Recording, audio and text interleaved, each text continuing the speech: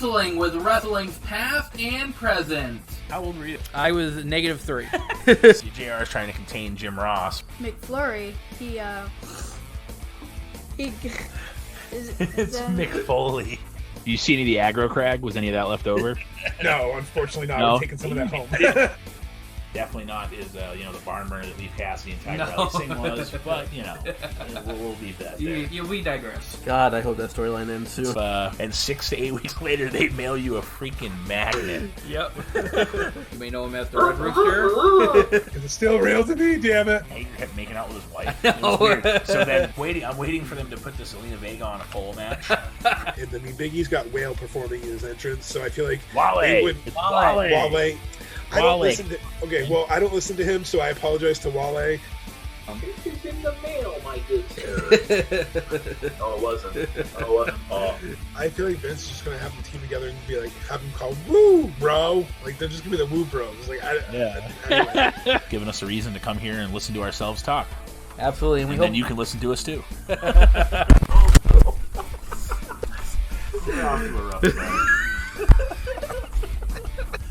Strap on and balls only on Wrestling Past and Present.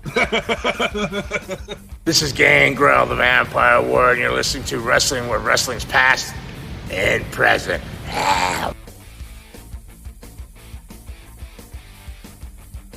This is Wrestling with Wrestling's Past and Present. I'm Tim Kirk. I'm Roland Fuelos.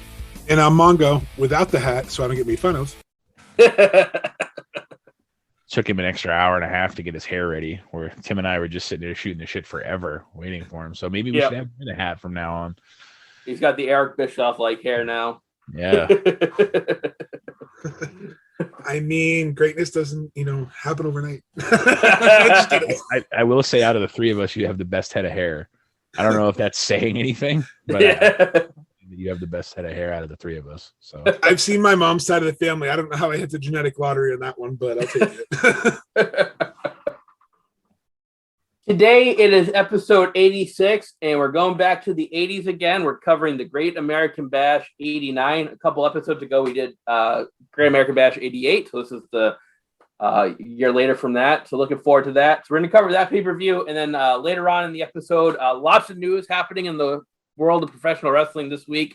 So we're going to cover as much as we can a little bit later on for you guys. Yeah, it was we were trying to figure out if we wanted to lead with it or if we wanted to go in late with it. But like Tim mentioned before we went on the air, we are past and present. So we may as well do the 89 show and then jump into the news and notes for the week. I agree, because some of the stuff that happens in the past is very relevant to the future. So we might as well kind of keep with our format. And it's a solid pay-per-view, so we might as well talk about it first and get that out of the way, then go into our rambles later so we don't delay this. Yeah, absolutely. So the Great American Bash 89, we have 9 total matches to discuss. And we'll start right off with the first match.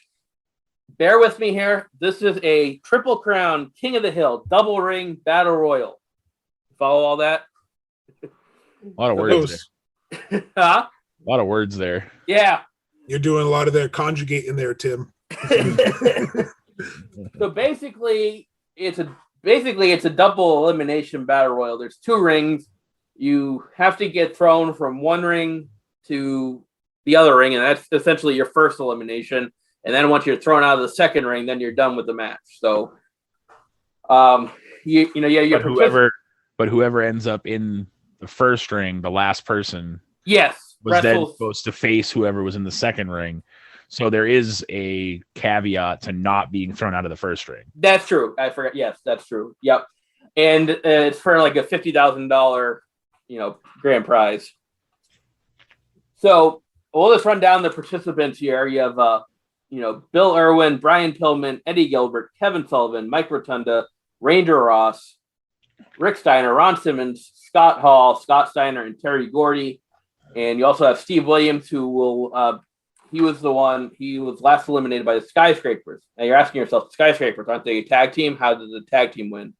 Well, you had Sid Vicious won the first ring, and then Dan Spivey won the second ring.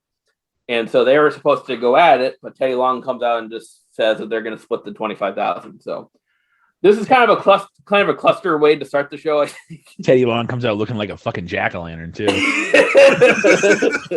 I'll just throw that out there. He looked rough. Yeah. he did not. He did not look like the playa holla guy. He looked. He had about 3 feet of nasty hair on the top of his head. He looked like a pumpkin that someone carved with a fucking butter knife. He did not have a good look going on back in '89. Put it that way. No. So I think it was kind of we used the word cluster a lot on this show. I think it was really a cluster to start the show. It was kind of hard to follow because the show, watching it back on Peacock, they had some technical difficulties, I guess, with the original recording. So it kind of skipped around and jumped around a little bit. But just kind of an anticlimactic finish there with, they're just going to split the 25,000. So I kind of thought this was kind of a weird way to start the show. I never liked starting shows with battle royals anyways. So wasn't really impressed with the way this one started. Well, then everybody that was in the battle royal had a match later on. So I get getting it out of the way, but really, really weird. And there was one point where there was 15 guys in the first ring and all of a sudden it cut to 2. Yeah. The technical difficulties made it really weird, really hard to follow. It was interesting that they went the way they did because Dr. Death was over but I mean it told the story of 2 teammates that weren't going to fight each other, essentially is what it did. So last week we had the Tower of Clusterfuckery. So this week we had the double battle royal bullshit. I don't get it. Hey, we had a TNA episode in the middle to save us, thankfully. That is true. Okay, I meant last time, not last week. But watching this was, I'd rather watch the intermission where they set up the Tower of Doom because at least they got rid of that this time. Because, like you said, between the production issues and then just trying to figure out, okay, so he's got to go out of this ring, but he's out of this. My head hurt trying to figure out the rules. I couldn't imagine being I'm sorry, they were, they're in Baltimore, but I couldn't imagine they were far away trying to understand what the hell the ring announcers saying. They're let's just see who wins. And then it's weird to me because isn't he Waylon Mercy? Didn't he show up in WWE for a cup of coffee as Waylon Mercy? Dan Spivey was part of yeah. He also I think he tagged with The Undertaker when he was Mean Mark Callis too. I was gonna say because Mark Callis was eventually part of a couple of these groups, so It's weird how it all connects. But yeah, I know I saw him wait, I think he's that dude who got the crap kicked out of him by Savio Vega, and he was. Well, and it's funny too because from a distance he kind of looks like Stone Cold when he was stunning Steve. So when they came down the ramp, I was he walked by and I went, and then they're oh, that's Dan Spivey. I'm like, all right. I'm I knew he was obviously a little bit taller than Stone Cold, but from a distance, I'm it looked like stunning Steve coming out, which was just weird. I think Gordon Solie, when he interviews Teddy Long after this, he has this weird look on his face. I don't think, you said, he could take his look seriously. And, like you said, Teddy Long, Hall of Fame, referee, manager, GM, but you needed a style consultant back then, man, because even when you were holding the crown awkwardly, it looked like you came out of Burger King on a job interview. It was terrible. They didn't give me the job, but I took their crown, damn it. Told me I was overqualified. Now you're gonna go 1-on-1 with me, player. Yeah. Prestigious crown. Baron Corbin's I'll take it. I'll take anything. GoFundMe. Can we talk about that for 1 second? They had a segment on SmackDown last night. I don't know if you guys watched it, but probably one of the more entertaining things I've ever seen. So Corbin gets money from Kevin Owens. Kevin Owens feels bad for him. Gives him $60 or whatever it was out of his wallet. He had 20s. And then Shotzi shoots him with the cannon in the nuts. Corbin falls over, and then Ziggler and Root steal the money. It's it was the dumbest segment in retrospect, but it was one of the funnier ones where it's they just keep picking on fucking Corbin. I love it. It's great. But it's entertaining, so it's good. That's what I'm saying. He plays a just down on his luck hobo bum guy so well. He's Eeyore. He's playing Eeyore. Yeah. But he's playing Eeyore because he's still rich, just not that rich. It's great. And now it's Shinsuke has his car. It's like, That's why I don't understand how we have different writers for Raw and SmackDown, because SmackDown actually entertains me. it's a 3-hour, 2-hour thing. If they cut Raw down to 2 hours, they could at least get some traction. 3 hours is a joke. That's the problem. That's the biggest issue. They almost have the same amount of matches on each show. So there's an extra hour that they just fill on Raw with garbage that no one cares about. That's the difference. True. But anyways, back to 1989. Flashback. Make the sounds. I wish we could bring back the gas prices from 1989. Wait, Right. what? I know, right? Tim, you should have had a sound effect ready for that, so we could. I'm not prepared today. Yeah, sorry, I forgot the spot there. That one's on me. Careful, he's a producer. He'll edit you out. That's right. You can always edit a sound effect in, so That's true. You guys had that ability, but yeah. Next up is a singles match between Flying Brian Pillman and Bill Irwin. Match goes just over 10 minutes. I like this one. I'm not really familiar with Bill Irwin's work, but obviously this is early stages of Brian Pillman here. He did the one spot at the end where he jumped from one ring post on the second ring to the first ring, which is pretty cool. But I thought it was a solid match. I think this match probably would have been best to open the show. But like Roland said, everybody in the Battle Royal had a match later on in the card, so I kind of get why they had to do the Battle Royal first. But yeah, I thought this was a pretty entertaining match, especially for not really knowing much about one of the competitors.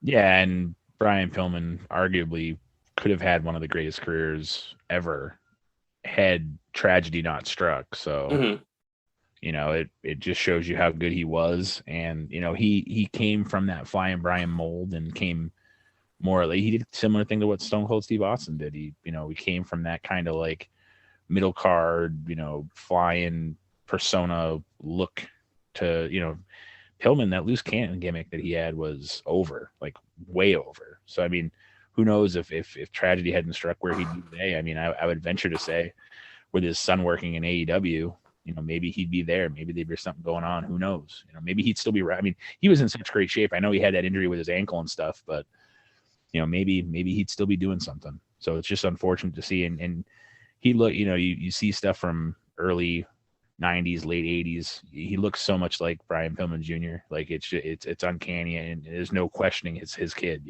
So yeah, definitely would have been a good way to start the match. They didn't have that cluster at the beginning.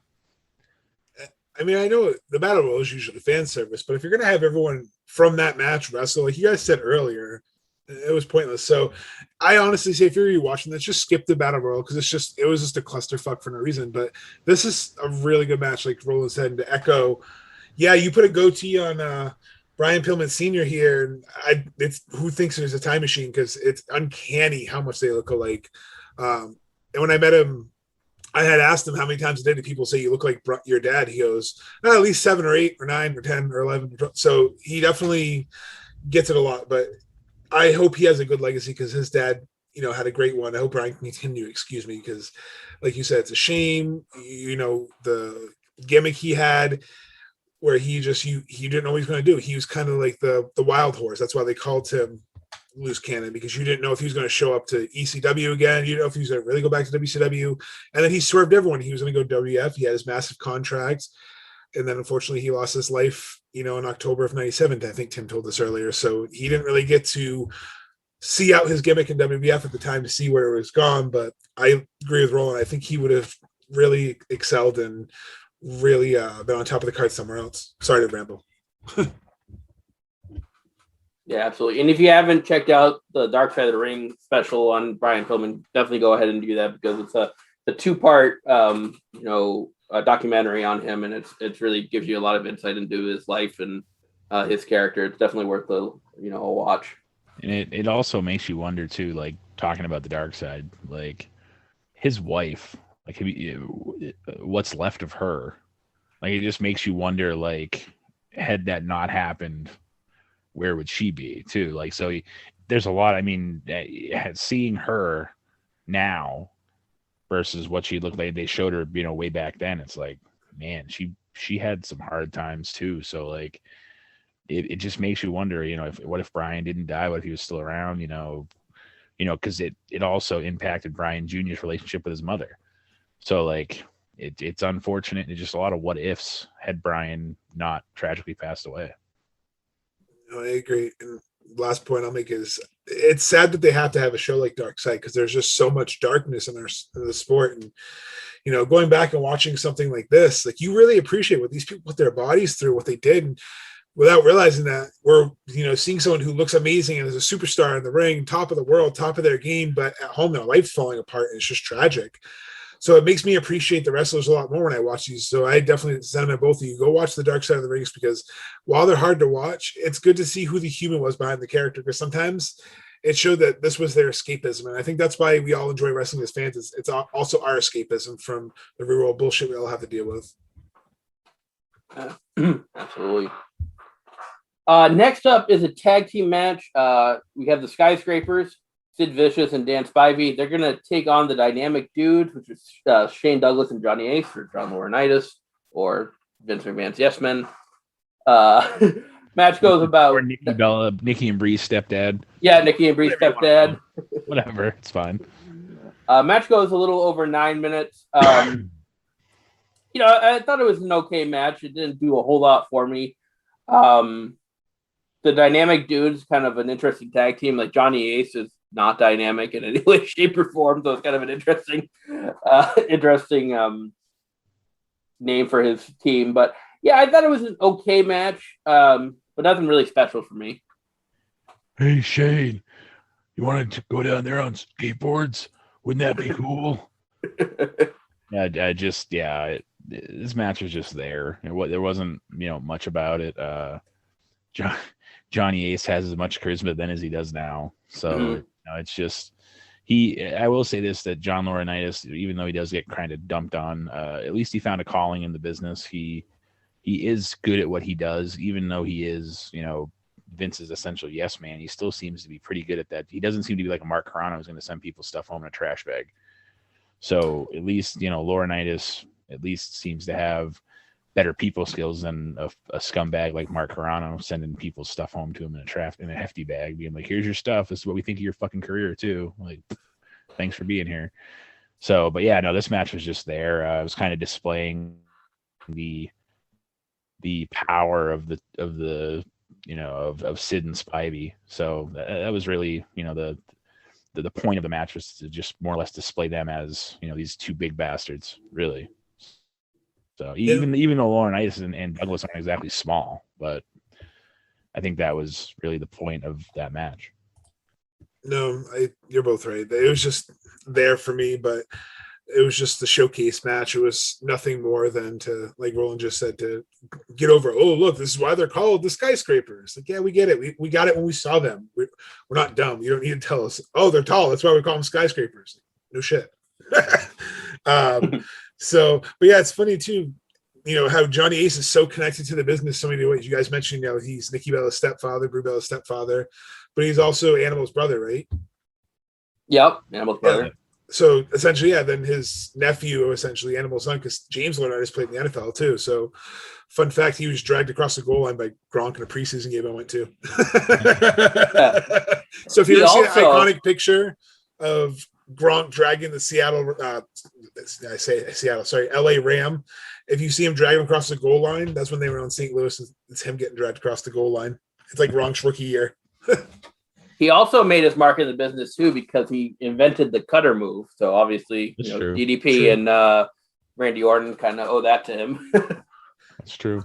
And Cody Rhodes and everyone in AEW. Yeah. It's a Cody cutter. It's a rolling cutter. Yeah. And today on GCW, Nick Gage is going to use a pizza cutter. There you go. Yeah. It's a Penta says cutter. Wait, what? Pro Wrestling Tees will probably put one in the next wrestling crate. Penta says, here's Alex Abrahantes. Here's the one thing, though, that I just came up with that makes me question this match is this takes place in July. Isn't that softball season? Sid Vicious is I think he liked doing fall softball where softball. Okay, we're kind of part of the pun going inside baseball here, but inside wrestling and softball. Yeah. Next up is, I think, one of the greatest technical wrestling matches you're ever going to find. It's a tuxedo match. between Jim Cornette and Paul E. Dangerously. Obviously, you know that's Paul Heyman.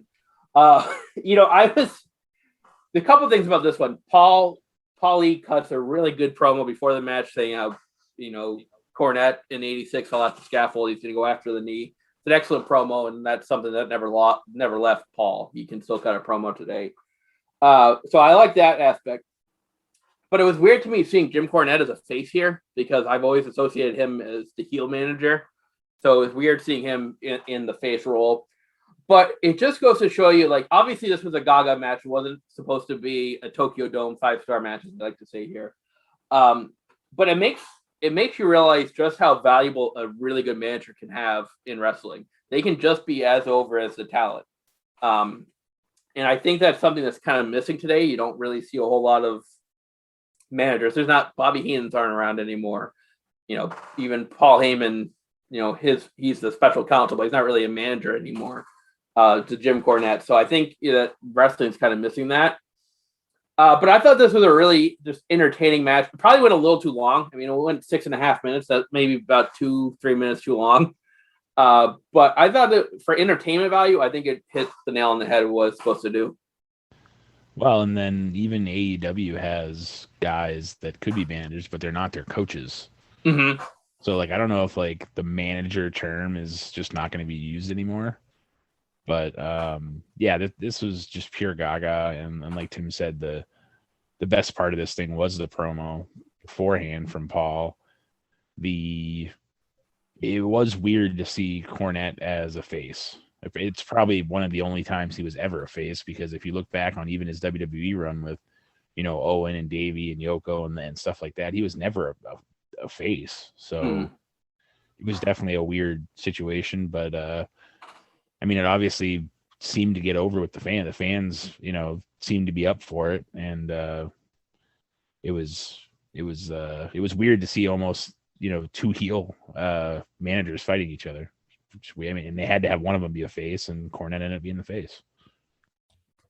That's what I was thinking too. I was like, is this heel versus heel? Because Corny was never a face, like you said. I'm not going to repeat everything, but yeah, it's like, no, he's not a good guy, and it still makes me laugh to this day. Like I think Cornette forgets how much goofy hokey shit he did, because then he still weekly bashes any goofy hokey shit. So it's like you're just mad because you're not a part of it, and whatever, get over it. But I understand you don't think wrestlers have the right size, but you don't need the Twin Towers in every match. Like, this match was, it was entertaining. Like Tim said, it was like 5 minutes longer than it should have been, but it was fun. It did its purpose. It showed, Paul E getting his comeuppance, and I'm smashing his, Zach Morris cell phone.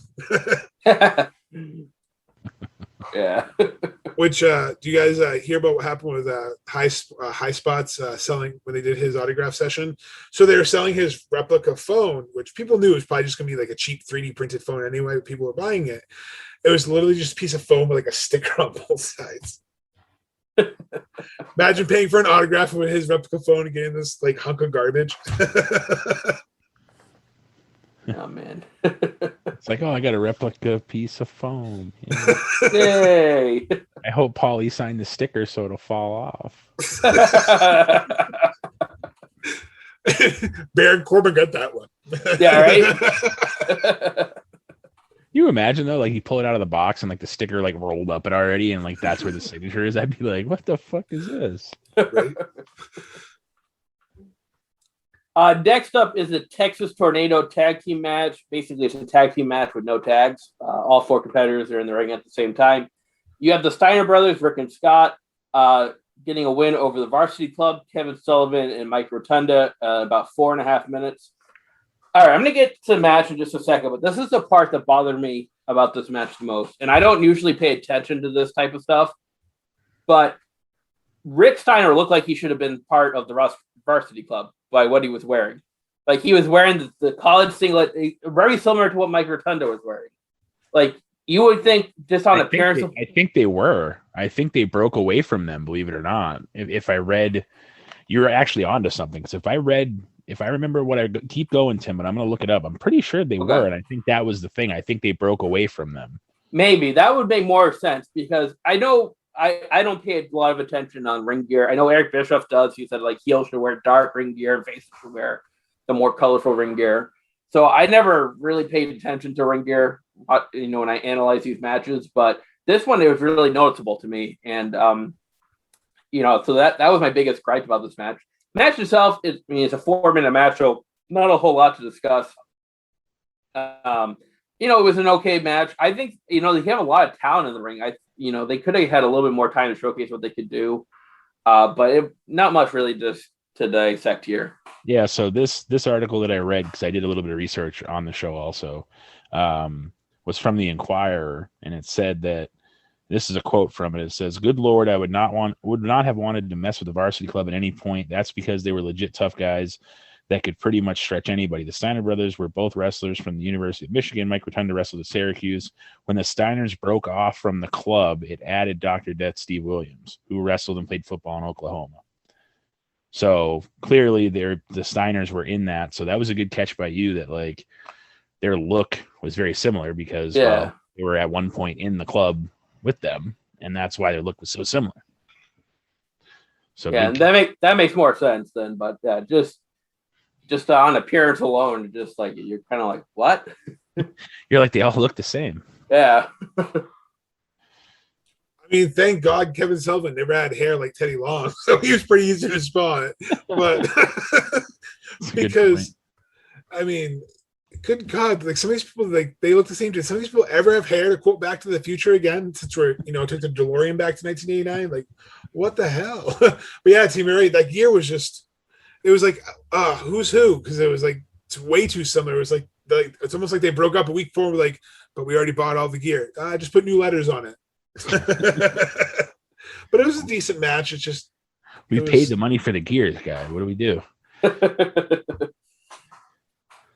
Put different colors on it, damn it. And the word dog face gremlin. Yes, yeah. It was a decent match, but I think to me, to use JR's term, business picked up the next few matches for me personally. But even on paper, like you would think that the business would have picked up here with the Steiners, it was a little more clusterfuckery than I think they thought it was going to be.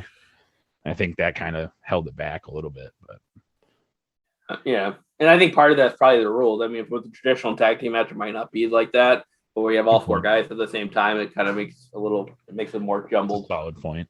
Yeah. And unless you're a hardcore fan, besides like Kevin Sullivan sticking out like a sore thumb that he is, I mean, you're like, wait, who's who? Wait, oh no, that's Rick. Okay, that's. So I think that year confusion like really did add to the clusterfuckeriness of this. We should reach out to Pro Wrestling Tees and make a T-shirt that says clusterfuckery on it. Yeah.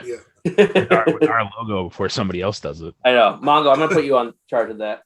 All right, you're the Pro Wrestling Tees guy. So get on that. Next up is a singles match for the NWA World Television Championship. Just real quick, this is WCW at this point, but they're still kind of going under the NWA moniker right now. You have Sting and the Great Muta here. It goes 8 minutes, about 8.5 minutes. I have some issues with this one. First of all, I'm a big Sting fan, and I have a lot of respect for the Great Muta. I remember him and actually in WCW in 2000, which was probably not the best showcasing of him, but I have a lot of respect for the Great Muta. I've watched a lot of his matches, and he should be in the Hall of Fame. If they have Tatsumi Fujinami in there, I think Great Muta deserves to be in there along with them. But first of all, give them more time. These are two excellent performers, and you're only giving them 8.5 minutes. Second, the finish was crap.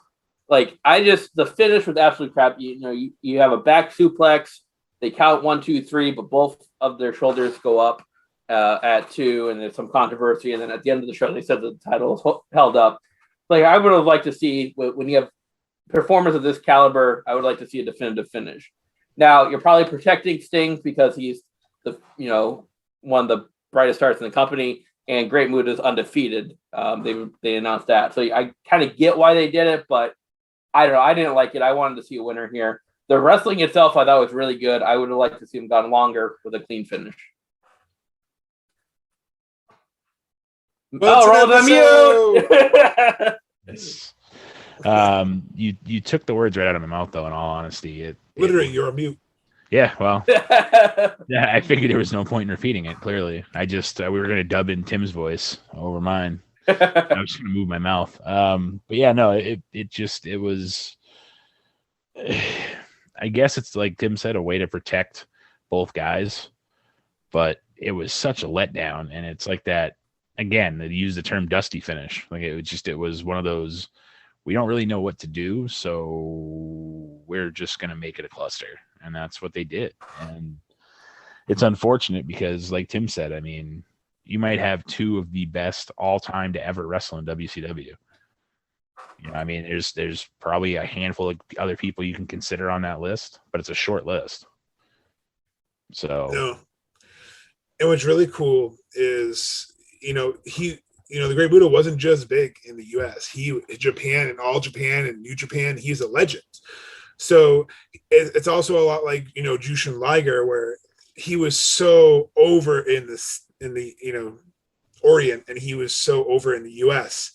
And I apologize if that's not the right term to say. I just like over like the Japan area. So in this match, like you said, both great performers, and then a what the fuck finish. Like it was bothersome because it's like Tim said, like this is something that should have showcased both men's ability. And I get you're trying to protect two different things, but you could have had a way where Muto maybe lost with DQ, some sort of finish that was less weird than trying to say, oh yeah, here's what happened, but we wanted this to happen, so we're going to try to over-explain it to make it worse, and we're going to show you replays keep pissing you off throughout the night. Yeah, it's a shame. They kind of did a disservice to both of these competitors, I think. Next up is a singles match for the NWA United States Championship. You have Lex Luger, who's the champion. He's going to retain over Ricky Steamboat by DQ in about 10.5 minutes. I really liked the wrestling part of this match. I thought it was a good match. I just hated the finish. I mean, Lex Luger introduces the chair and Steamboat uses it, gets disqualified. That's something that Ricky Steamboat would never do. That's so out of character for him. It just made no sense to me.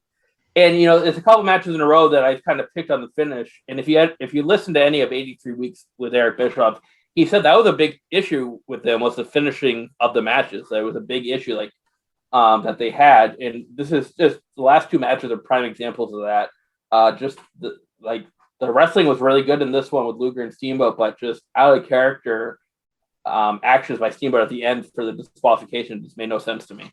Yeah, that was the one thing I picked up on it too. Why do you have the good guy and the quintessential good guy too, and Ricky Steamboat hitting someone with a chair to lose a match? Just for a title, no less. It makes no sense. If the title was on the line, I could almost forgive it a little bit. But Ricky Steamboat's going for a title, and he just throws it away.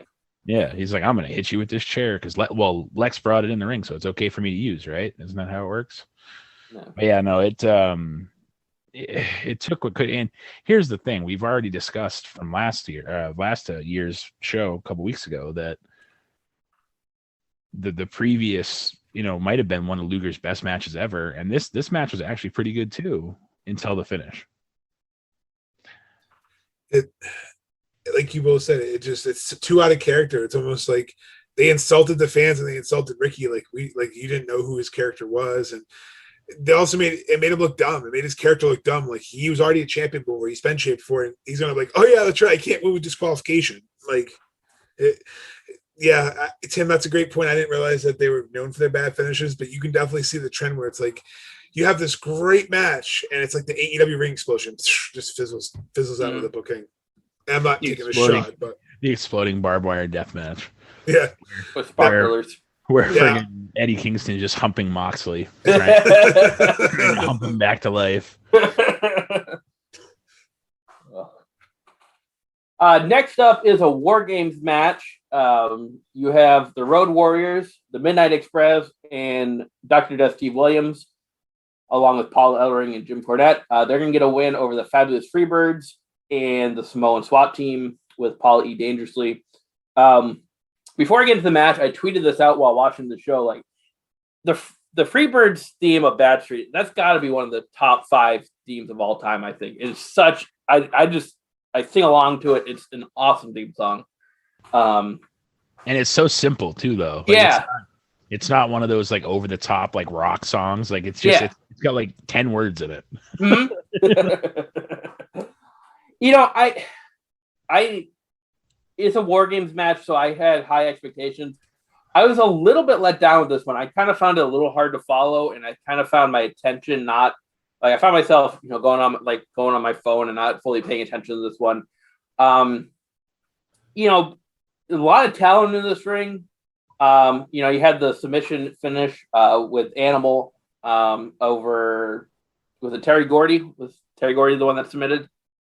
I believe. I think so. I think you're right. I believe it was Terry Gordy that submitted. I thought a lot of talent, but I was a little let down. It was a little hard to follow. And I was doing some research on the War Games matches. I thought this was one of the first ones, but they actually did a lot of them on house shows, like in the year prior in '89. So the War Games match was something that they were accustomed to, but I was a little let down with this one. Yeah, I mean, you hear War Games and you instantly think like,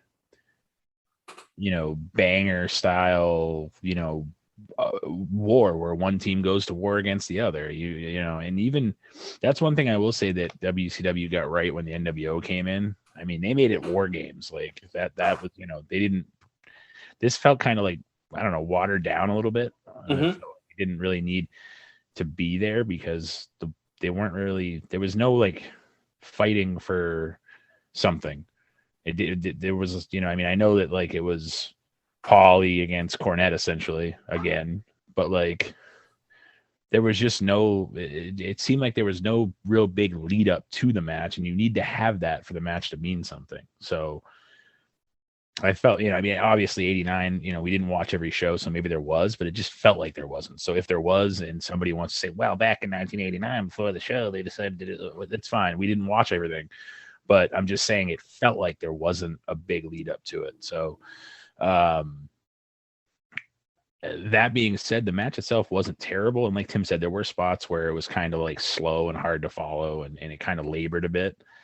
But, I wouldn't put it in my top 10 for War Game matches all time. But again, it wasn't the worst thing in the world. It wasn't the beginning of the show with the stupid twin ring king of the whatever the hell they called that garbage. I'll get it right. It's the Triple Crown King of the Hill double ring battle royal. Yeah, that's what I said. I said the exact same thing. Every word came out of my mouth. They weren't in the right order, but they came out of my mouth. Triple King ring crown bullshit there. But yeah, it was just there again. Another one of the matches that could have been really good was just there, unfortunately. I hate to say it, but I have to agree. It's just there was expectations, and maybe fault of my own, like looking and saying, "Oh, War Games match. War Games are notorious for being really good." This one was just really mediocre. It just, there was good spots, and the finish came out of nowhere. Like he's doing that weird hanging submission thing, and it's like it's done. So it's almost like they just said, "Here, let's put some star power out there." I mean, the place went crazy when the Freebirds came out, and they're so funny because the song was so loud that you couldn't even really hear the announcer talking about the rules of the match. It was kind of like drowned out their own. So some poor guy in like section 300 is like, "What's that? What?" And just watched the match. Like, I don't know how they're going to win. Do you know, Sharon? No. All right. Poor Gary Michael Capetta doing his best to try to talk over the fucking Freebirds entrance. Bad Street, Atlanta, GA. Tim's still singing it. Yeah, I am. I don't know the words, but there's only like 10 words. You just I know right there. So if you guys want to spot Tim in the Wild, listen for the man with a Nokia 3500. That is his ringtone. He's got one of Paulie's phones. All right, I do. So our main event is for the NWA World Heavyweight Championship. You have Ric Flair, the champion. He's coming back from injury. I think they said his last match was like middle of May or early May of that year. He's going to retain over Terry Funk with Gary Hart in about 17 and a half minutes. I mean, you have two legends of the business. Probably, I hate to use the term route, easy for me to say. Route Rushmore. Yeah. Mount Rushmore of wrestling, but these two guys probably are going to be on it for most people. It was an excellent match, I thought so. They introduced the branding iron, and both guys are bleeding. That came to my problem. This pay-per-view takes place in Maryland, which was the same place that 88 took place. And Lex Luger had a paper cut on his head, and the Athletic Commission called the match off. Both of these guys were bleeding profusely, and they were to go on. So that just made no sense to me whatsoever. But the match itself was great. I mean, you're watching two legends of the ring go at it. I like the finish because it's an inside cradle finish, so it kind of prolongs the feud a little bit. And speaking of prolonging the feud, there's a huge brawl afterwards where the Great Muta comes out, attacks Ric Flair. Sting comes out to help Ric Flair. The funny part about it for me was the most memorable thing about the whole brawl was Muta sprays the mist on Ric Flair, and Ric Flair is bleeding, so he looks like a Christmas ornament when you close up on when you close up on his face. He's half red, half green, and everything like that. So I thought that was pretty funny. Match itself was good though. Well, and just iconic. Yeah. But 100% right. You literally went down the fucking rabbit hole with we're in Baltimore. Yeah. Just like we were last year. And Luger loses, like you said, for having what was deemed to be a fucking high grade paper cut. And you have Funk and Flair in there bleeding like they lost, like they're trying to donate blood to the friggin' Red Cross. So, hello. It unfortunately, because we watched them in succession almost, it made people that were smart like us, Mark wise, go, wait a minute, hold on, that continues today because Hell in a Cell, the match was disqualified between Rhea and Charlotte because Rhea used the top part of a fucking table. Fast forward to Money in the Bank, Charlotte puts Rhea's leg in between the ring post and the steps, kicks it 3 times, and the match continues. So that stupid, you're almost insulting your fans at that point because stupid shit like that shouldn't happen. It shouldn't be, well, she used the apron part of the table. Oh, disqualification versus, oh, we just put her leg between the stairs and kicked it 3 times, but that's okay. That's fine. It's part of the ring. It's okay. It's fine. Yeah. The difference though is the Athletic Commission in Maryland. That's a real thing. They really have these. They have these rules, and the blood thing is real. WWE can make their own shit up. But that makes it seem like the one from '88 was worked. Yeah. Exactly. That's true. That's all. That's what I'm getting. It just makes it seem like, because if they're going to let the stuff that happened in '89 go, the stuff in '88 had to be worked. It had to, because hello again, paper. It definitely was, because like you both said, you went from having an owie to Jesus Christ, we got to get these guys down to the hospital now because they're gonna bleed out. Yeah, medical facility. Yes. But this wasn't owned by Vince. I'm not using that phrase. Local medical facility. It's a hospital, damn it. Because you know what? Local to where? Because they're in Baltimore. I know nowadays I wouldn't want to go to any local medical facility in Baltimore because you'll probably get shot leaving the hospital. I'm doing okay. Bang. Damn it. No offense to our listeners in the Baltimore area, but Baltimore is not really the safest place. But so yeah, you had the brawl at the end, like we mentioned, and Jim Ross and Bob Kyle trying to get an interview with the guys, and they're like, but I thought, and that's one thing too is I want to mention about Bob Kyle, he was actually a really good commentator. He did not have a great performance as an interviewer on '88, I don't think, but I actually enjoyed him on commentary here with Jim Ross. I haven't watched a whole lot of shows where he's commentated on, but I enjoyed his work. Was this when Shivani got his cup of coffee in WWE, I wonder? Was it around that time? Because it was weird. It might have been. It was weird to have Shivani and JR on 88, and then you go to 89, and it's JR and Bob Caudle, the guy who was doing the interviewing, the horrible interviewing from 88. So yeah, it might have been that. Yeah, no, he definitely redeemed himself. Like you said, he had a hell of a performance compared to what it was the year before. And you could probably tell that the year before he wasn't really into the whole, interviewing sideshow Gene Okerlund kind of, I mean, that's the kind of position he was doing. And clearly, it showed that he wasn't really in it because he's repeating himself and just, he was collecting a paycheck versus where you could tell he was doing something that he really enjoyed, doing the color with Jim Ross on 89. So Yeah. So good call by both of you, because Tony Schiavone signed in April 1989 with the WWF. So great call. I figured I'd look it up to kind of help you out there, because I was like, I think he's right. I think it was literally like that first summer of 89 that he signed. So good call. One thing I forgot to point out too is a little trivia, see if one of you guys remembers this. What color trunks would Ric Flair wear if he was going to lose? You guys know which the infamous color is? Black. No, red. Is it red? It was red. And then if he was going to be a big win, it was going to be blue.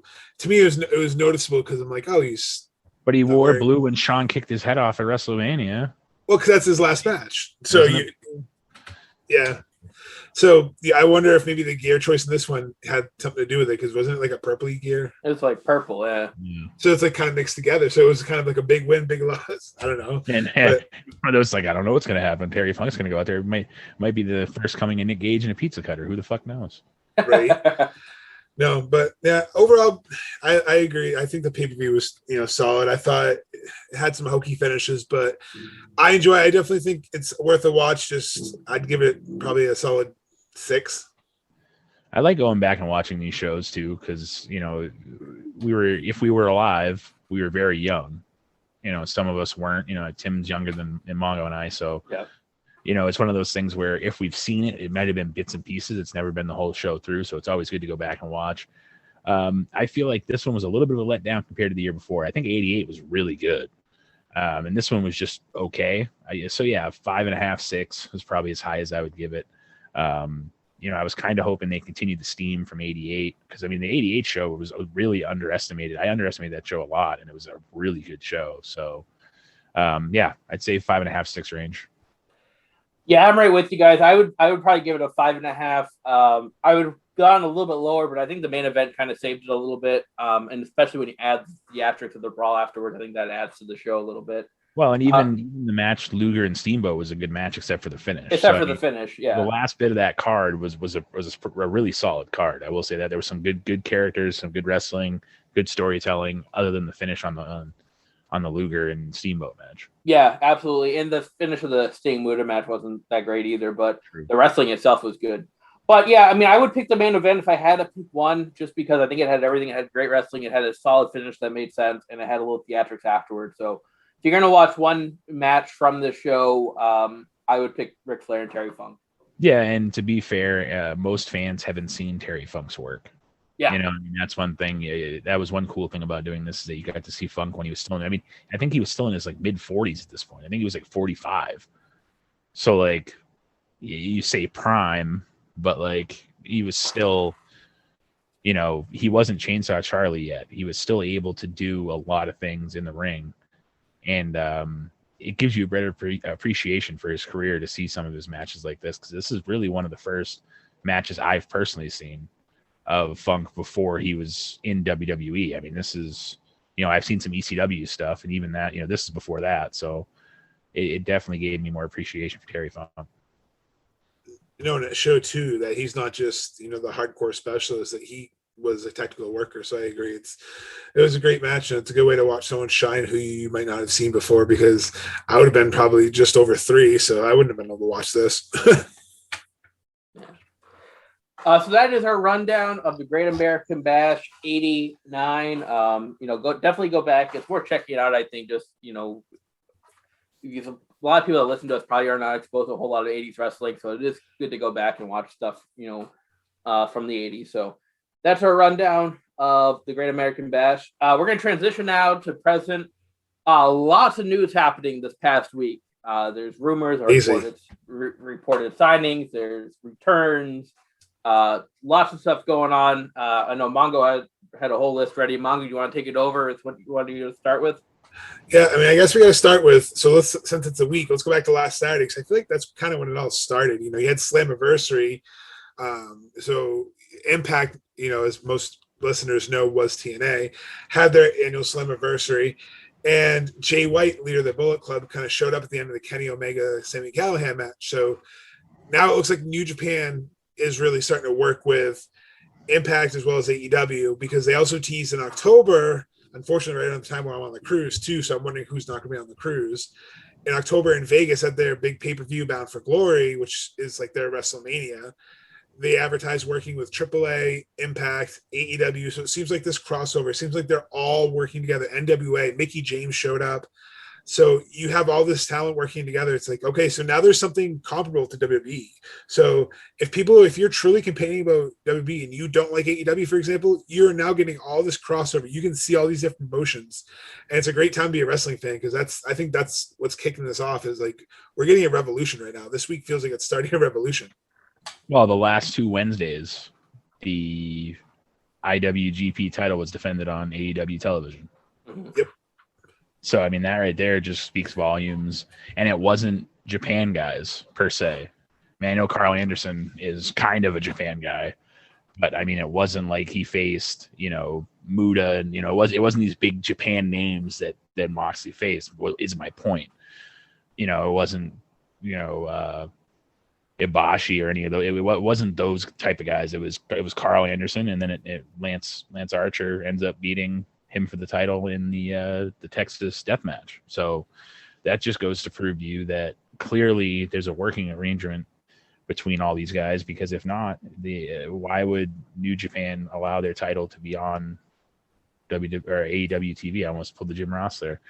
Why would they allow that if they weren't in a good place?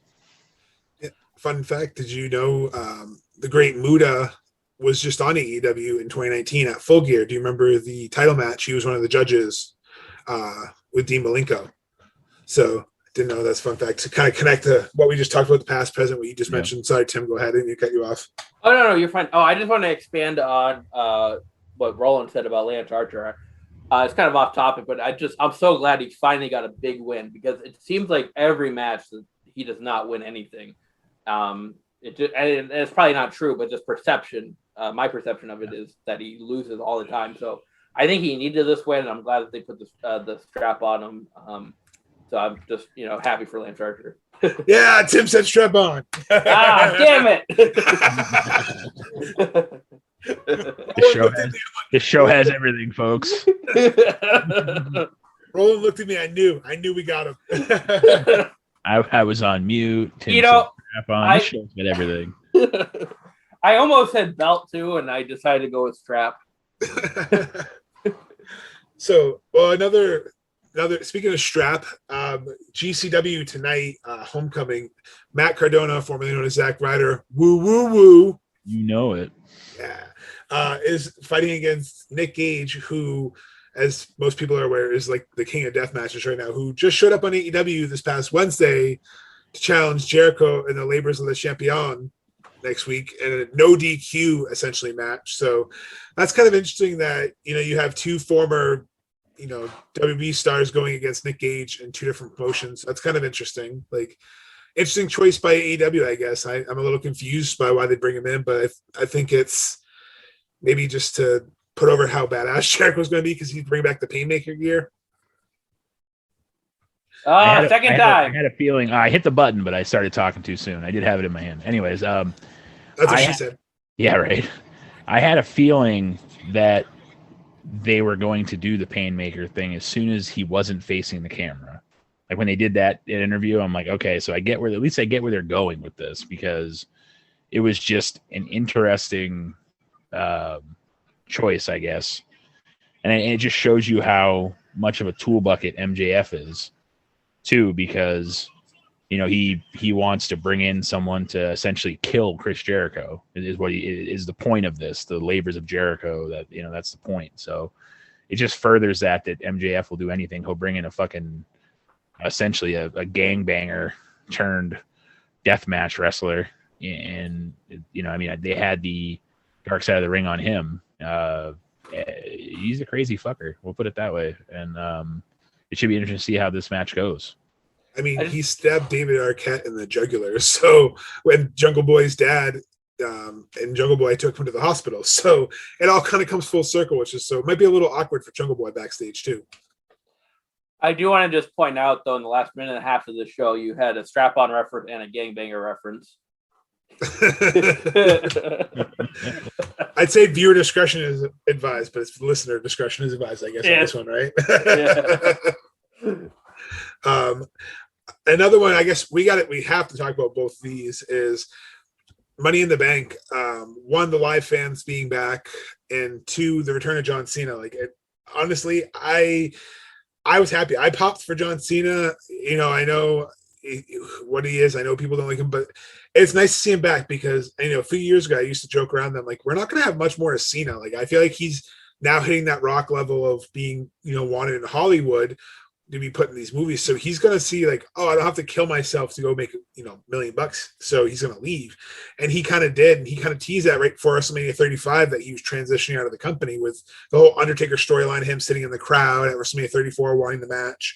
So you could definitely tell he was always on his way out. And then last year when he came back to face Bray Wyatt, he kind of hinted that he wanted to be done too. So he's hinting that he wants to have a final run. So I'm wondering if this is it. So I was like, okay, well, I want to see him go his way out. And plus, it's the good character going against heel Roman, I think.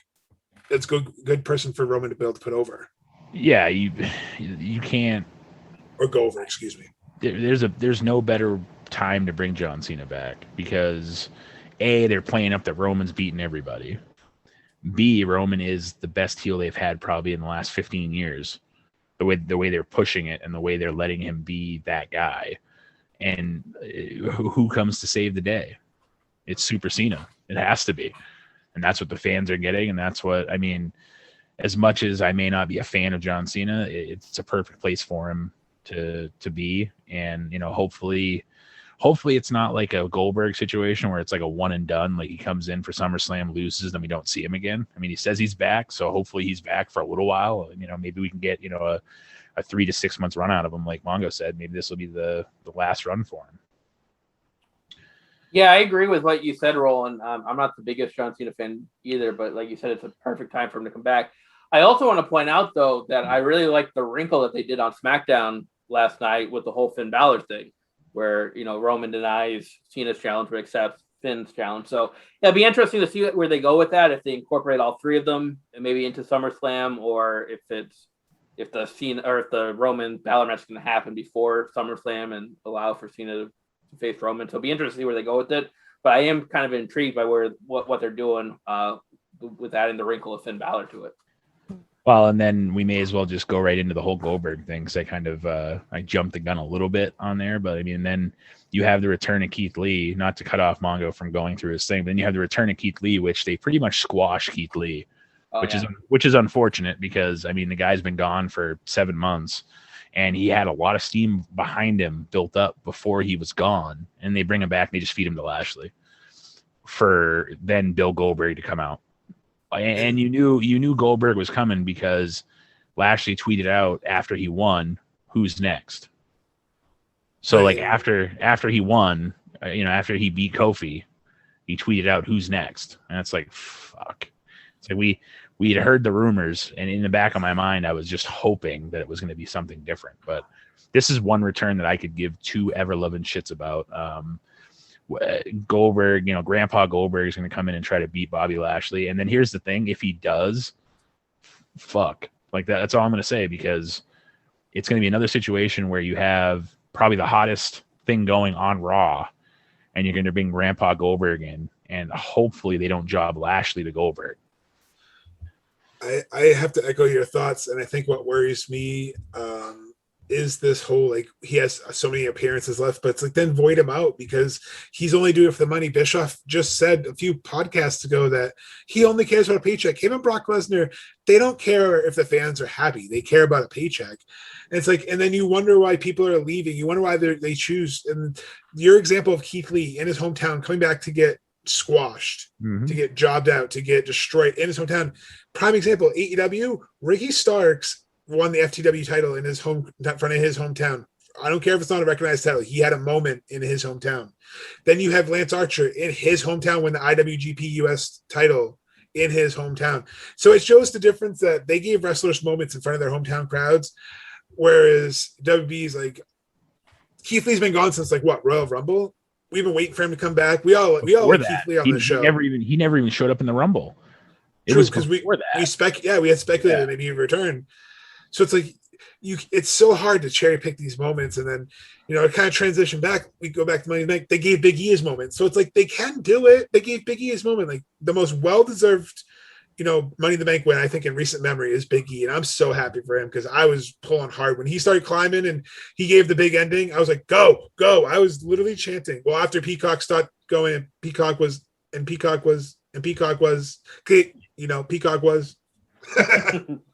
Yeah, at one point I literally had to text Mongo and I'm like, hey, is yours doing this? Because mine is, and it's really pissing me off. He's like, oh yeah, no, like I've checked a couple of my friends that's doing it too. It's like, okay, good, because I didn't know if it was my end and I wasn't sure if Tim was watching, so I was like, and that's the thing, it happened during one of the two matches I cared about seeing. Yeah. Like, no offense to WWE, but I wanted to see the men's Money in the Bank, and I wanted to see the title match with Kofi with Roman and Edge. Those are the two matches I wanted to see. I mean, and those are the two matches left when it started doing it. It's like, come on, guys. And the worst part is they got away with, they only had backlash for 3 hours because they got buried by Cena coming back. And it's like, it's kind of unfair because you know how bad these WWE drones are, that if that was BR Live during an AEW all-out pay-per-view, it would still be, to this day, there'd be memes to this day. I mean, I'm sorry, but they deserve all the crap. Peacock, what the hell? You can't live rewind, so you couldn't even rewind. You had to wait till the broadcast stopped to try to rewatch. Well, essentially the whole country was cheated out of, because if you went on Twitter, it was trending like worldwide. That's what they were trending for, was because nobody could get in their Peacock. I mean, I was trying to get wrong, got him. But I mean, you had even people like Meltzer tweeting. He's like, "Is this happening to you guys too?" And it's like, oh, here we go. I just want to circle to the Goldberg thing real quick. I'm with you guys on the whole Goldberg thing, but it would be different if he could put on a decent match. Like if he could come back and put on a good, entertaining match. But every match he he almost kills himself or kills his opponent, and it's just like, I don't want to watch that. I think Cena's going to come back after a long time. I think he's going to put on a good match, or up to his standards. Goldberg doesn't anymore, and I think that's part of the reason why I have no interest in him coming back. Like, it's one thing if he wants to come back for an appearance, like if he wants to come back to do a promo or whatever, fine. But to get into a world title picture, especially after he's lost his last two opportunities, it makes no sense. I know, and I wish I could have gotten the sound clip for you. I unfortunately watched Raw, and Sonya Deville, at the beginning of the show, said, "You can't just ask for things around here. You have to go through us. We don't just give things away." And I started laughing, and Emily's like, "What?" And I was like, They just literally lied to our faces. We know for a fact Charlotte Flair is a recent example. All these people, Goldberg when McIntyre was champion, Goldberg now that Bobby Lashley's champion. We don't just let people walk in and demand things. You did, because Goldberg did it twice, basically. I am still here, guys. Okay. Okay, we both got a little concerned. So. Full disclosure, we're on Zoom here, and our little boxes is kind of flip-flopped, at least on my end, and we can't see rolling right now. He pulled the John Cena on us, which, to go last on that, you guys see your Pat McAfee? That was the funniest thing. Michael Cole's like, John Cena's here! John Cena's here! And McAfee just goes, where? Yeah. McAfee is low-key one of my favorite announcer right now. Well, even Michael Cole has said that it's rejuvenated his career working with Pat McAfee. He's come right out and said it. He goes, "It's rejuvenated my career working with Pat McAfee," which is a bit of a slam on Corey Graves, because I think Graves does fantastic work. So it's just, it was weird that Cole worded it that way. But I think the best part of SmackDown was Paul Heyman doing the John Cena music on his way back out. That was pretty funny too. He was like, he did the "you can't see me" thing, and then he's like walking away doing it, and it's like, oh, Paulie, I love it. So, and then speaking of WWE, a couple more little quick notes on them. They're doing a Queen of the Ring coming up, which, woo, we all know who's probably going to win that one. Yeah. But I think it's still cool. Hopefully they actually give it a decent chance, because I think they're honestly doing this because NWA has Empower coming up, which is their all-woman pay-per-view. So I think it's because Mickey James basically said the only reason why Evolution was done was basically just to make people shut up and make fans happy. So, I mean, it's a pretty big accusation, but knowing Vince, I can see it. Well, and then if they cared about it, they could have done it every fucking year. That's Exactly. the difference. They did it once, and then that was it. And it had good reviews. The matches were pretty good. I'll give credit. I mean, I've seen. I didn't watch it from start to finish. I will say that, full disclosure. But I did watch a lot of it, and from what I saw, stuff was pretty darn good. So with the talent you have in NXT, the talent you have on both Raw and SmackDown, you could very easily, even if it was only a 2-hour kind of like in your house type special or like an NXT type special, you could very easily give the women one night a fucking year. It wouldn't be hard. And it was a good show. I watched it from start to finish because I wanted to see what it was, and it was a good mix of veterans and workhorses, both busting their butts and put on a good show. So I agree, and they actually arguably have one of the better women's divisions in wrestling right now. They just don't use them, so they could easily, like you said, they put Io Shirai in there. All the up and coming talent they have. Versus some events, you could have brought back a Trish Stratus for one more run and done this, but they won't. It's just there to give Queen Charlotte a title of Queen Charlotte. I feel like that's all they're making this out to be, but it also shows NXT transition to that. Karrion Kross, he gets his major date. And he's squashed because he gets cheated by Jeff Hardy. By Jeff Hardy of all people. And I'm glad Jeff Hardy got his win, but he's a face. You guys had him going to get that pop, but then you have him do a heel move to beat your dominant monster who was undefeated in NXT. But then he's going to go back to NXT and he's going to get, into a feud with Samoa Joe, and they're going to fight at TakeOver the day after SummerSlam. So your booking makes no sense, and you wonder why people, don't want to watch. And now it's been reported that Vince still sees NXT as developmental, which if I was on NXT, I would take that as the biggest insult in the world because it is far from developmental at this point. And I would be like Gargano and Ciampa and tell him to get fucked when they wanted me for the main roster too. Yep. I would say, nope, I'm not going. Like, I'm either staying here or I'll work somewhere else. I'm not doing it. I've seen what you've done to so many people, and the Karrion Kross thing. You realize that when Charlotte did her friggin' little promo about how many titles she won, she didn't mention her NXT titles. They didn't mention Finn Balor was in NXT for 2 years. That's why he's gone. Yeah, they don't care. They do. Finn Balor's back. Yeah, where was he? He was kicking ass in NXT for 2 years. That's where he was. But like, it's weird that they don't want to mention their own third brand. It's weird because they'll mention SmackDown on Raw and they'll mention Raw on SmackDown, but NXT just doesn't exist. And people make fun of, you're an AEW fan. It's no, I'm a wrestling fan. So I like when you watch AEW, for example, and they acknowledge the wrestler's history. Sometimes like they acknowledged Jon Moxley and Lance Archer. It wasn't just a thrown together. They acknowledged their rivalry from New Japan. They acknowledged what they did in another company to make the rivalry make sense. To bring people, people who may not have seen their match at Wrestle Kingdom. They didn't see that match. I didn't see that match. So it's cool to see, like, here's why they hate each other. Okay. Here's why it meant something for Lance Archer. Okay. Versus, we're just going to put them in the match because I have no idea what to do. And then the storyline works, like, Nikki Ash winning the Money in the Bank. She gets herself over because she pushes this gimmick. And then she cashes in on Charlotte's win. So you made Charlotte's win meaningless. So it's like they show hints that they can do it, but they just choose not to. So Roland, you're right. They just choose to give up. They made her win just a fucking number. Is all they did. And they essentially gave her the title to literally give her another check in her race to 16. Yep. And she doesn't even acknowledge two of them, like you said. Yeah. So, like, whatever. But, I mean, now I guess we got to go with the two big ones, Daniel Bryan and CM Punk. As of this recording, Ringside News and a few other sources. So take it with a grain of salt and a shot of tequila because it's all rumors anyway that have both signed pen to paper with AEW.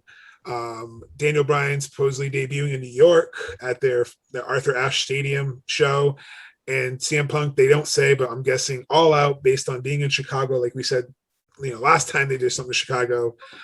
But also the biggest part to me is the show in New York City is the largest attended right now based on ticket sales wrestling show since 1999. That's not a WWF product.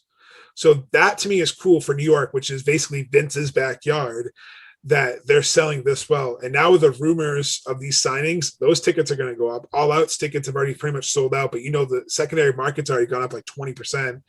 So even if this doesn't come to fruition, this is going to get eyes on the product, I think, like crazy. Yeah, I think that's the biggest news of the week was the Daniel Bryan CM Punk news. The Daniel Bryan news, or Bryan Danielson, as he'll probably go by if he does something with AEW. That wasn't as surprising to me. I kind of expected that. Because WWE would have done something with him by now if he was going to renew. The CM Punk thing, though, was pretty shocking to me. I thought he was done because there were so many opportunities for him to come back. I mean, he made the appearance at StarCast a couple years ago. And that was a chance for him to come to AEW. And I'm like, if it doesn't happen then, it's probably never going to happen. And it's just, so that's a big deal for me as the CM Punk. If the rumors are true, then he signed to AEW. I'm looking forward to seeing what he can do and just the matches that he can have with some amazing talent. Well, and my biggest thing we discussed before we went on the air was, I hope this isn't a fucking swerve. Mm-hmm. Brian, the Bryan Danielson thing, I think that's 100% legit. I don't think Brian would do like a swerve type thing. He's not that type of person. So if there's reports out there he's signed in my book. However, Phil Brooks, CM Punk, has been known to troll fans, especially when they're on him about coming back to pro wrestling. So I'm a huge CM Punk fan, and I think it's funny when he trolls fans. I think it's hilarious because, like, in my head, I never thought he was coming back. I figured he was done. After he didn't show up for a couple of years, I'm like, okay, he's going to MMA, whatever. He's done. He's not coming back. So if he does come back, that's awesome. But I hope that this isn't just another, grade A troll job by Phil. And like I said, he's such an out there character, even in real life, that you don't really know, what his thoughts are and how he's really thinking. Like, he could honestly use this as a way to close his career. He could use this as a chapter of, say he signs a 2-year deal or something. He could burn the damn house down for 2 years and go out on top. Not that he didn't go out on top at WWE, but it was the way that ended. He could His have terms. Right. He could, it was still his terms then, but it was just shitty terms. It was just like, fuck you, I'm out of here. And that's literally how it ended. He was like, I'm done. I'm leaving. This is unsafe. You guys are trying to kill us. And he left, so part of me hopes that that's what it is. I'm a Punk mark. And, if that's the case though, he's in his mid 40s now, how much does he have left in the tank? Clearly he's in great shape. It just makes you wonder, being away from the ring as long as he has been, what type of matches is he actually going to have? Like Christian Cage, for everybody that craps on him, he hasn't missed a beat.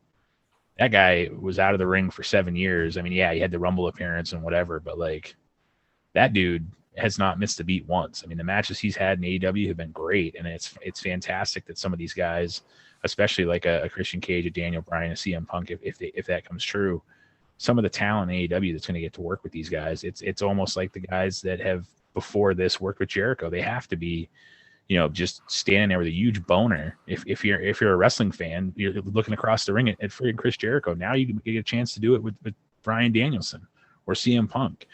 So, hopefully it goes that way. And think, we didn't even bring up, Malachi Black. He just showed up in AEW too. So like, there's just a lot of really good talent, and everybody keeps, AEW is just signing all the WWE guys.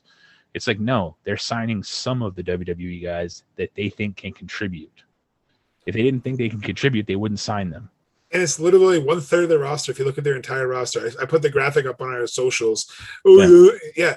No, and just because WWE was the only product in town that made them doesn't mean that's where they came from. Or they honed their craft because WWE gave them national exposure. That's like saying I worked at Walmart and you're pissed off that I'm going to work at Target. It doesn't make sense. Well, the other thing about that too is WCW did the same thing and got criticized. They signed all the WWE guys, but what did that lead to? That led to the NWO. It led to great competition between the two companies. So, like, it works. Even if they're signing all these WWE guys, and they're not, they have like their own, homegrown talent or whatever that term is too. But it can work if you sign all these guys that are established. It leads to good competition between the two companies, and I think as a wrestling fan, that's what you want. Well, and as long as you're not WCW and signing the Vincents. Yeah. the Horace Hogans. You know, if you don't go to that, that's the thing. The AEW has been selective on who they've brought in. They brought in the people that they know can draw and they know can work. And if you can't, then you're not going to be there. It's that simple. And then, how do you, if you're AEW and you're Tony Khan, how do you pass on a Malachi Black? How do you pass on the talent, just the talent alone? Forget that he was in WWE for what, 6 years, 5 years, whatever it was. He was on, just like Bryan Danielson was on the Independent, just like Punk was on the Independent. So it's not like these guys are straight out of the WWE, you know, like WCW power plant type thing. Like they came, we turned them into stars. And now they're Bill Goldberg. It's like, no, these guys were stars before, and now they're going to prove they're stars after, whether they're WWE guys or not. It's because there was a quote that Corny said a while ago that Vince has brainwashed the common fan into thinking that only he's right and wrestling fans are stupid. And I'm not agreeing with that, because wrestling fans aren't stupid. The problem is that you have some people who they only believe what Vince tells them. So if Vince tells them this person's no good and he releases them, they suck. Oh, look, they're getting another reject. They're not a reject. Just because it didn't work out one company doesn't mean a thing. They also don't look at what AEW does behind that's not WWE. Thunder Rosa just signed her contract. They bought out her NWA contract. She is one of my favorite female talents, and I'm so happy that they have locked her down, because she just came out at Slammiversary as a surprise against Deonna Purrazzo, who was an NXT reject, to quote everyone, who's now killing it in Impact, having one of the best women's title runs ever in company history behind Gail Kim. But, you know, it's because, they didn't make it WWE, so they must. No, that's not the thing. And also, on a funny note, let's hope we can get the Straight Edge Society reunion just once if CM Punk does show up. I posted because Serena Deeb's in AEW and Gallows shows up for a cup of coffee. I do want to just mention a couple things about the CM Punk thing. Brolin was saying, you know, how it could be a possible swerve. In my mind, I just draw the comparison to Andy Kaufman. Obviously not for their wrestling ability at all, but just that's something Andy Kaufman would do. Like, there's people still think he's alive and that he, you know, his whole death is a hoax and there's something he would do. And I just drew that comparison. The other thing I wanted to mention, and it's actually something my wife Carly brought up the other day, is like, would AJ Lee come back if CM Punk signs with AEW? Would that reinvigorate AJ Lee to come back to wrestling? But she had a really phenomenal career, but it was really short career. I think it was only 4 to 5 years. Yeah, there wasn't. It wasn't long. So, you know, awesome. would she come back too? And you know, that's something to look out for as well. And then one other, thankfully with Rampage coming up on August 13th, they have another hour. So it's going to be that like 10 o'clock to 11 o'clock show on Fridays.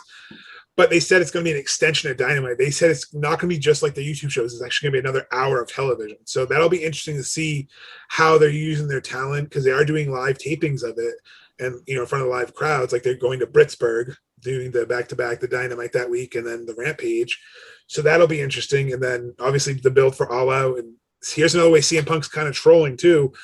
If you go on his Instagram, and make sure you follow us first at WWPAP Podcast. But if you go on CM Punk's Instagram, he has the music from The Last Dance, the Michael Jordan documentary, and the same one that they also use when they come out for the team entrances. So it's like, that's a troll because it's, you know, Chicago Bulls. B, Last Dance is saying last run, or is he just really screwing the fans because he knows people will look into it? So you're all right. He's a king troll, absolutely. Well, and like I said, I like it when he trolls dipshits. Like, that's what, when he starts trolling people, it's only because people think they know. So, like, is this, you know, this wasn't broken by fans. This was broken by people that actually work in the business, essentially. So, you know, this should be more credible, but still, part of me wonders if it's a troll job by Punk because, you know, the show is in Chicago. You know, is he literally, you know, just full blown trolling people just because? And he knows we overanalyze everything as Smarks. You know, like, I saw a new T-shirt drop on Pro Wrestling Tees, and I was like, "Ooh, new T-shirt from CM Punk." But it's like, it also could be, I'm going to take advantage of me trending right now and throw some merch up. So, yeah, it's believe it when we see it. That's why I think we put in the notes on Facebook, which make sure you follow us there too, that it said something along the lines of, we'll believe it when we see it. Because that's really what it's going to boil down to, is until Kenny Omega's in the ring holding up his title saying, I'm the best, and then CM Punk's music hits, I'm not going to believe it until I see it. Because that's how I think they should debut, is have Kenny start saying he's the best in the world and have Punk's music hit. And he goes, what'd you say? Excuse me? Did somebody mention best in the world? Yep. Then Jericho comes out and he's like, oh wait, I'm the best in the world at what I do. I'm sorry. He pulls the R-Truth spot. He's like, my bad. So, well, speaking of CM Punk, that is gonna tie into what we're doing next week. We're calling it the Summer of Punk Special. We're gonna take a look at his 2011 summer. It's the famous pipe bomb, his Money in the Bank title match, everything Punk in the summer of 2011. We're gonna go and review that for you. We're gonna go through the timeline and our favorite moments, stuff like that. So it's a little something different. There wasn't really a show to cover per se that fit within our timeline. So we thought with Punk being in the news, so this would be a perfect fit for us for next week. So looking forward to dissecting the Summer of Punk next week. Yeah, I think it's a perfect segue to if Punk does return. We can be like, hey, remember this guy?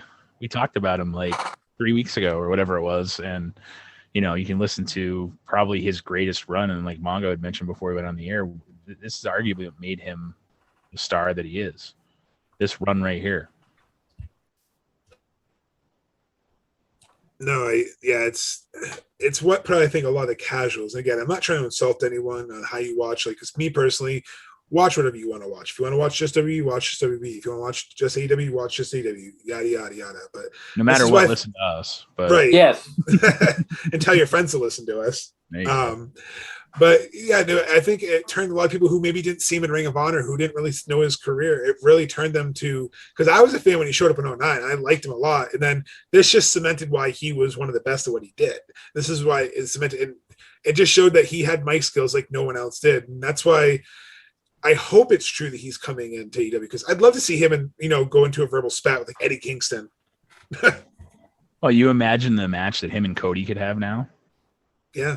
If you get Punk, or even Brian and Cody, like there's Brian and Kenny, like there's just so much stuff, and that's only the tip of the iceberg. You have guys like Jungle Boy on waiting in the wings, MJF, like there's so many, Sammy. There's just so many guys that could have great matches with these guys. So hopefully they're coming in, and they're coming in for not just a cup of coffee. And it sounds like WWE's, get on the defensive. So maybe they'll start listening to us more and making their product. That's a win. That's why I want everyone to succeed, because when everyone's doing well and everyone's competitive and everyone's not, they're one-upping each other, but they're trying to do it in a way to make you watch. It makes it entertaining, because then we can have a whole week of fun versus, Tuesday through Friday is pretty good. Yeah. Well, and that's the thing. If Raw was smart, they'd go to 2 hours. They'd go to USA and say, listen, SmackDown's 2 hours. We do really well over there. Raw is 3 hours. We're not doing very well. Let's go to 2 hours, see if we can trim it down, get rid of some of the useless crap that we have to fill time with, and try to make a better show for you guys. And I'm sure USA would be on board with that. Why would they want, really shitty ratings for 3 hours when they can get pretty good ratings for 2? Right. And that's the thing. You have a 3 hour cesspool is what it is. It's just they're trying to fill time.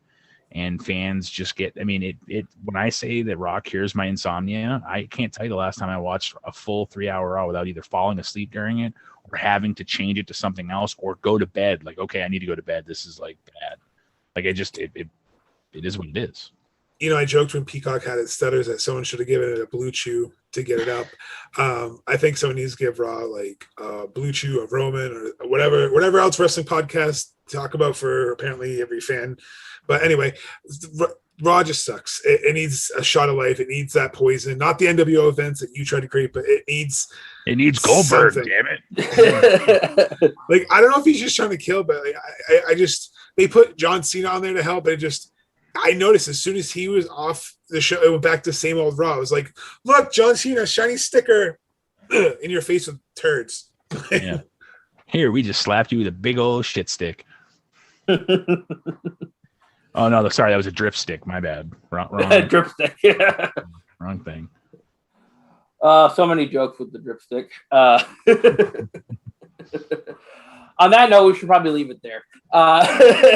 So Summer of Punk 2011 is coming up for you guys next week. Thanks for tuning us in. I know we had a little bit of a long episode today, but there was so much news and notes happening this week that we had to cover it all. Follow us on Facebook, Twitter, Instagram, www.pap.com. Tell all your friends and family about us, And we thank you for listening. Until next week, I'm Tim Kurt. I'm Roland Fulis. And I'm Mongo. And this is Wrestling, with wrestling past and present. I hope you're all having a nice day.